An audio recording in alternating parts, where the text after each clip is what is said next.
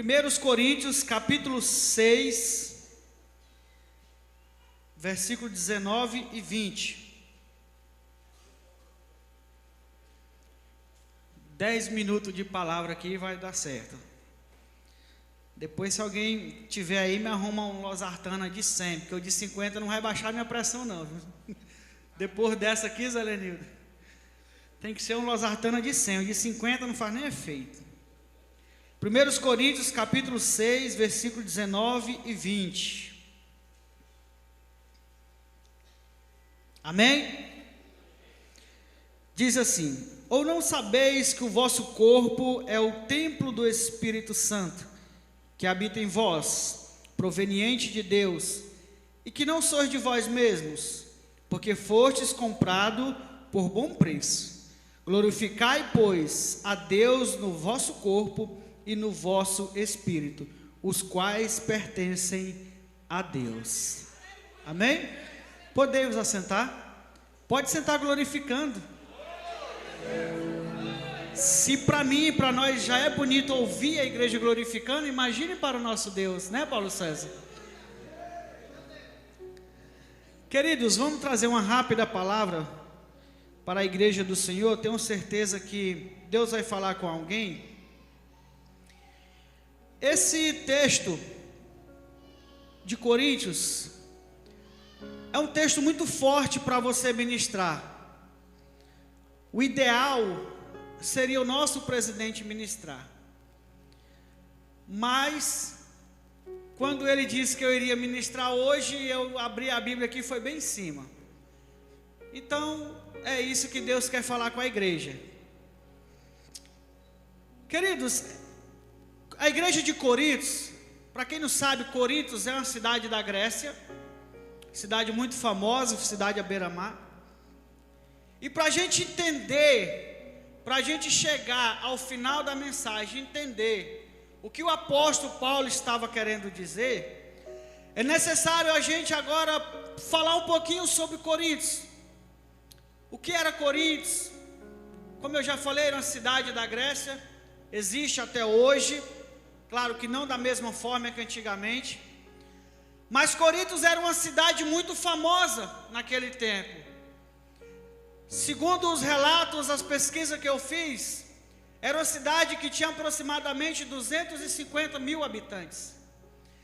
Era uma cidade beira-mar, uma cidade que recebia pessoas a todo instante, mercadores, pessoas que iriam ali para trocar mercadorias, comprar mercadorias, fazer negócios. Mas também iam pessoas com o intuito de uma adoração.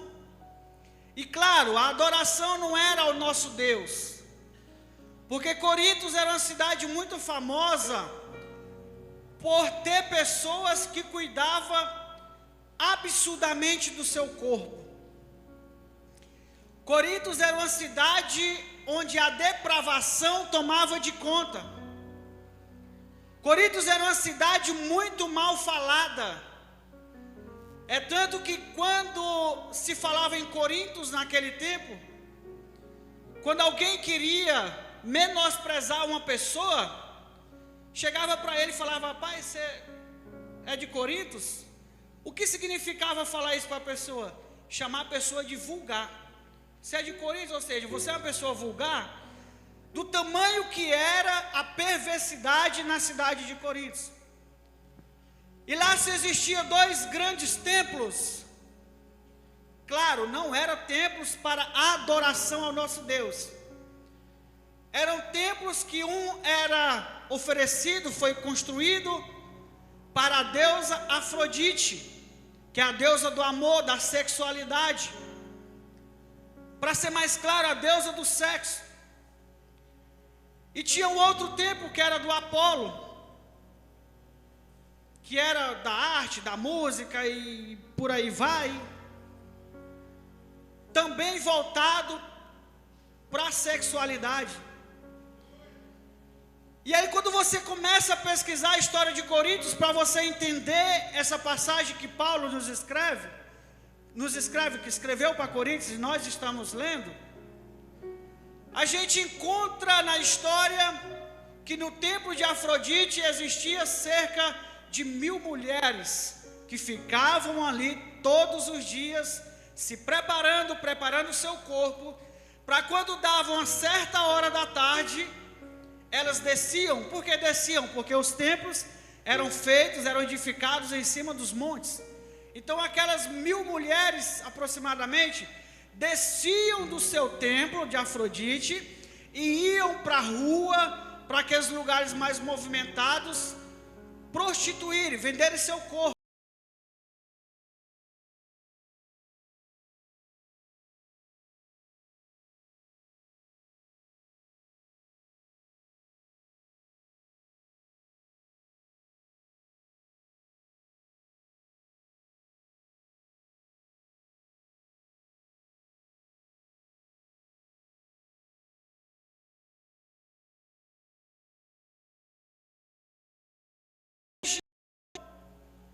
Porque tudo na Grécia tinha um significado místico, tinha alguma coisa relacionada com algum deus.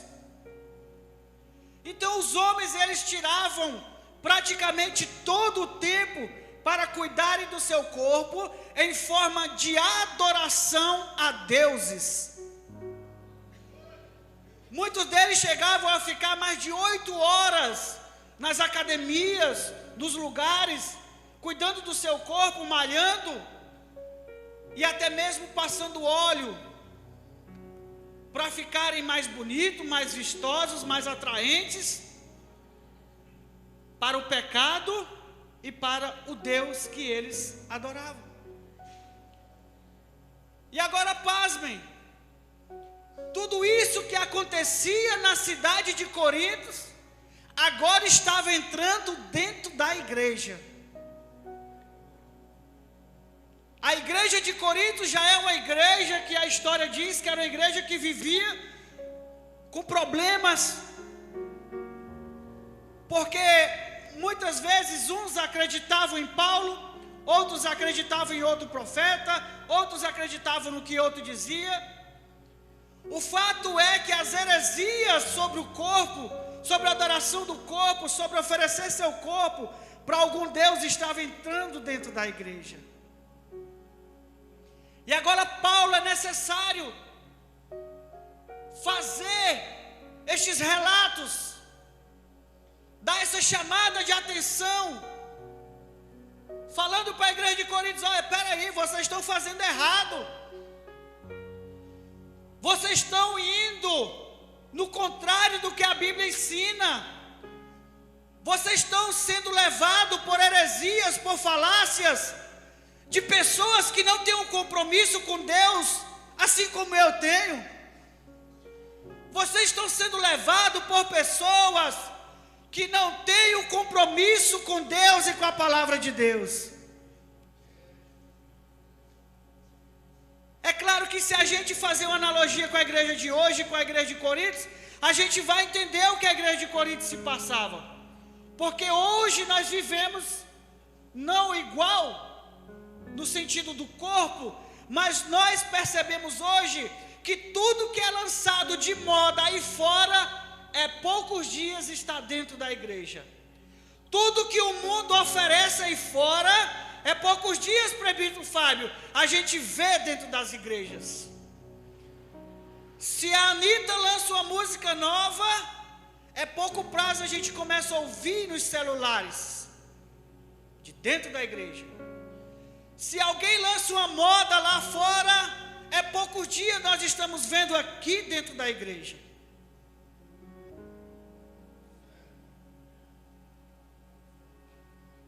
A todo instante, pastores, dirigentes, obreiros, estão corrigindo alguém, estão orientando alguém, alertando alguém. Não faça isso, não age assim, não é por aí. Isso não te pertence. Agora imagine naquele tempo, onde Paulo passava, pregava, abria a igreja, ia para uma próxima, e deixava alguém. Pregava, constituía a igreja, ia para a próxima. A coisa estava tão séria na igreja de Corinto que Paulo ficou sabendo. Olha que situação desagradável. E agora ele começa a falar para a igreja de Corinto: olha, no capítulo 12 aqui, ó, todas as coisas são lícitas, mas nem todas as coisas convêm. Todas as coisas me são lícitas, mas eu não me deixarei dominar por nenhuma. Ele estava dizendo no popular: olha, tudo que tem aí é para o povo usar. Agora você, que é templo e morada do Espírito Santo de Deus, tem que saber fazer a separação do que você pode e do que você não pode usufruir. Você não é proibido. Ninguém aqui está dizendo para você: ó, acabou. Não. É você que decide. Cabe a nós aqui, pastores, dizer o que é certo e o que é errado. Eu não posso, o pastor Valmir não pode, os obreiros não podem ficar 24 horas ao seu lado, dizendo para você o que você deve assistir no seu celular, dizendo para você o que você deve assistir na televisão, dizendo para você o que você deve falar quando está sozinho com alguém, dizendo para você o que você deve fazer quando está entre quatro paredes onde ninguém está vendo. É uma decisão pessoal sua. A igreja de Corinto estava sendo invadida por heresias que estavam naquela cidade. E agora Paulo chega e fala: olha, deixa eu falar um negócio para vocês. Esse corpo aí, ó, que Deus te deu, esse corpo aí, ó, ele é templo e morada do Espírito Santo. Ele estava querendo dizer que esse corpo aí é morada do Deus Altíssimo na pessoa do Espírito Santo de Deus. Que esse seu corpo tem que ser 100% separado para Ele, 100% consagrado para Ele, porque Ele não quer dividir você com ninguém.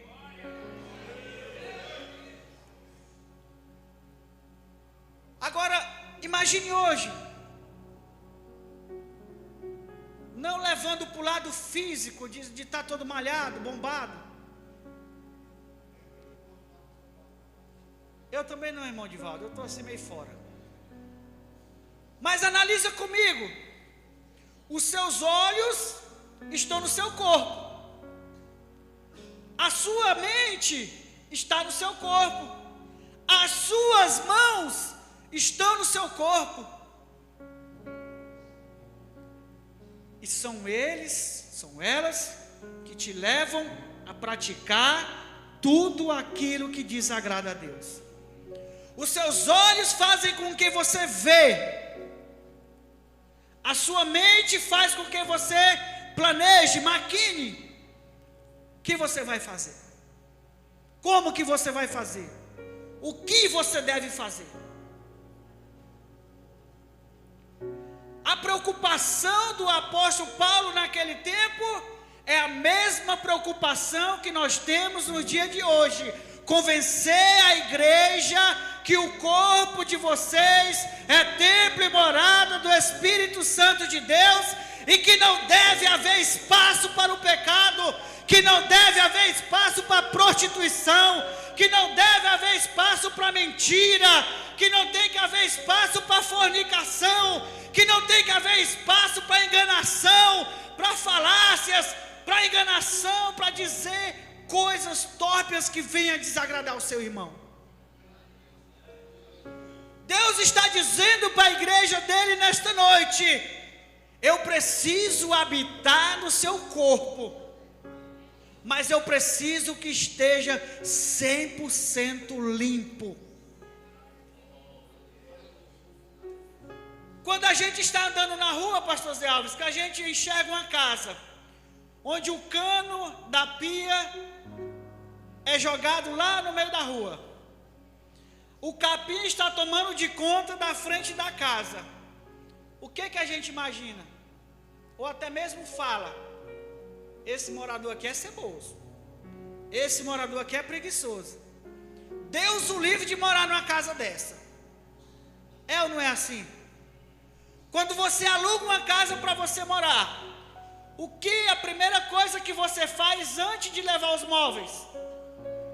Chama alguém, convoca lá os amigos, vizinhos, as irmãs, vão lá dar uma faxina geral, queima teia de aranha, lava o piso, arruma tudo, esfrega as paredes da casa, do banheiro, capina o quintal, rastela, joga tudo, deixa tudo bonitinho, porque você vai morar.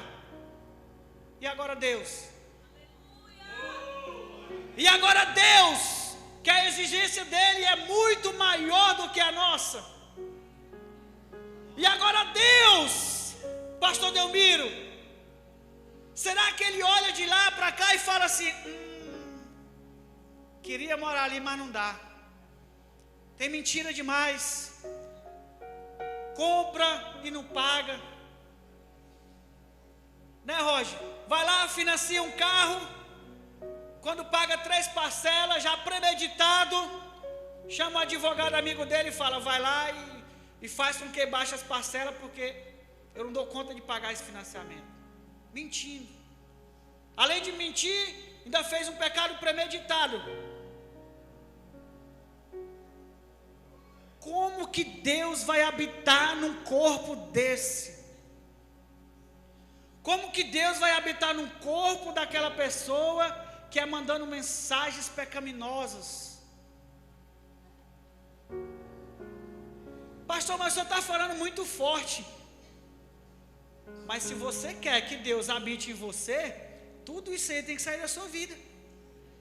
Não adianta eu massagear o seu ego, dizer que está bom do jeito que está, que assim está bom, que vai dar certo, que não precisa tanto, se Deus não vai habitar em você.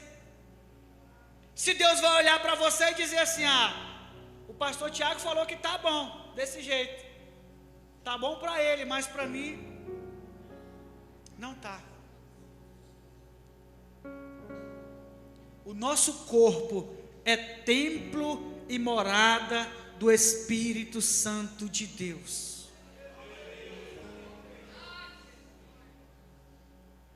É necessário haver mudanças grandes. Faça uma reflexão na sua vida. Mateus 7,1 diz que a gente não deve julgar. E eu não estou aqui como juiz para julgar você. Estou aqui como alguém, um mensageiro de Deus, para dizer para você que é necessário haver uma faxina na sua vida. É necessário mudar alguma coisa